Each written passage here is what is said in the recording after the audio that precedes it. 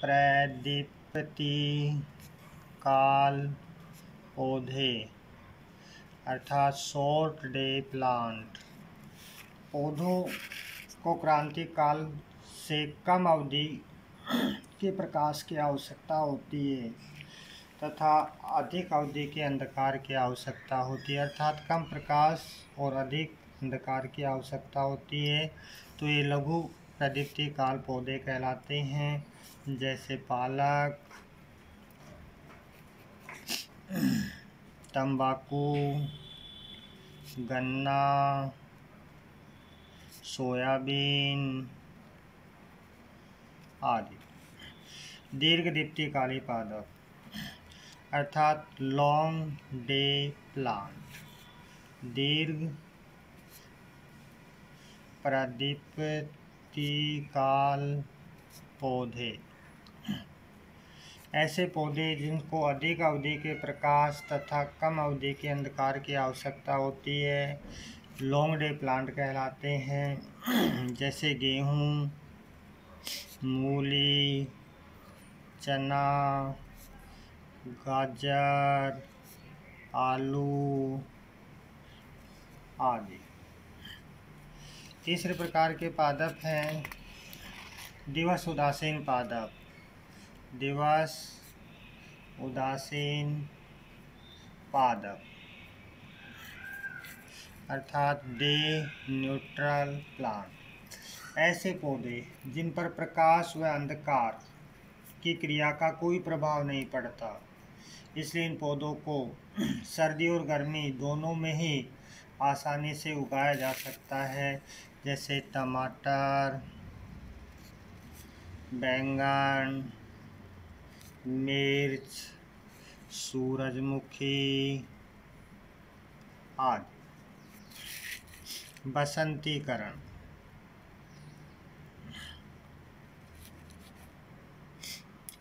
पौधों में पुष्पन की क्रिया पर पड़ने वाले तापमान के प्रभाव को बसंतीकरण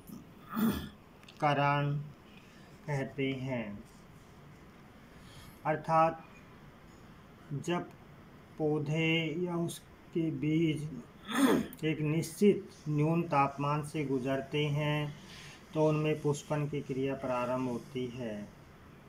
एक वर्षीय पादपों में पुष्पन की क्रिया को प्रकाश प्रमुख रूप से प्रभावित करता है तथा तापमान द्वितीय घटक के रूप में स्थित होता है, लेकिन द्विवर्षीय पादपों में तापमान एक प्रमुख घटक होता है। द्विवर्षीय पादपों में प्रथम वर्ष केवल कायिक वृद्धि होती है तथा दूसरे वर्ष जनन की क्रिया संपन्न होती है। जब पौधे एक शीत ऋतु से गुजरते हैं तो शीत पादप जब एक कम तापमान से गुजरते हैं तो उसमें पाया जाने वाला वर्नेलिन फ्लोरीजन में परिवर्तित हो जाता है, जिससे पुष्पन की क्रिया प्रारंभ हो जाती है। यह प्रक्रिया बसंतीकरण कहलाती है, अर्थात पौधों में पुष्पन की क्रिया पर जो तापमान के प्रभाव पड़ता है उस प्रभाव को बसंतीकरण कहते हैं।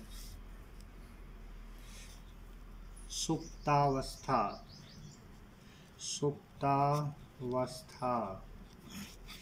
बीजों में पाई जाने वाली वह क्षमता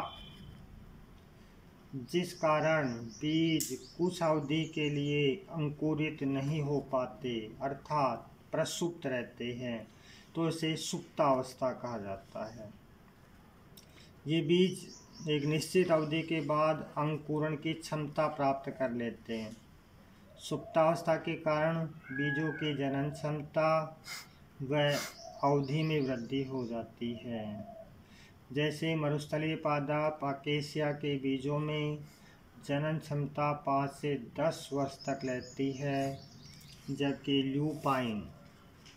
ल्यूपाइन के वृक्ष में 1000 वर्ष तथा अधिकांश फसली पादपों के बीजों की अंकुरण क्षमता 2 से 5 वर्ष तक बनी रहती है। सुप्तावस्था को प्रभावित करने वाले कारक। कठोर बीजावरण। कुछ पौधों के बीज के चारों तरफ कठोर आवरण पाया जाता है, जिससे ऑक्सीजन एवं जल की पर्याप्त आपूर्ति नहीं हो पाती, जैसे चना, मटर, और उनका अंकुरण नहीं हो पाता। दूसरा,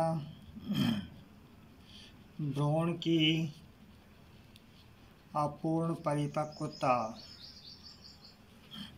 कुछ पौधों में बीज अपरिपक्व अवस्था में गिर जाते हैं।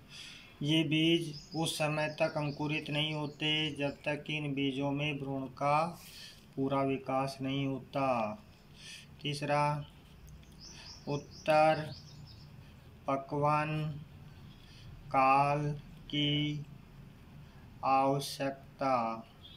पौधों में बीज बनने के बाद तुरंत अंकुरित नहीं होते, ये एक विश्राम काल के बाद अंकुरित होते हैं। इसे उत्तर पक्वन काल कहते हैं।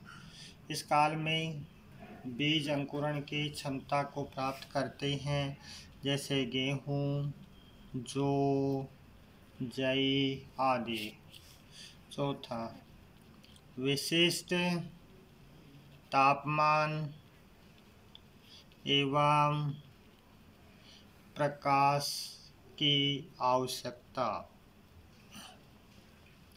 जब पौधे एक शीत ऋतु अर्थात 0 डिग्री सेंटीग्रेड से 5 डिग्री सेंटीग्रेड के तापमान से गुजरते हैं, 0 डिग्री सेंटीग्रेड से 5 डिग्री सेंटीग्रेड के तापमान से गुजरते हैं, तो उनमें पुष्पन की क्रिया प्रेरित हो जाती है, जैसे चेरी, ओक।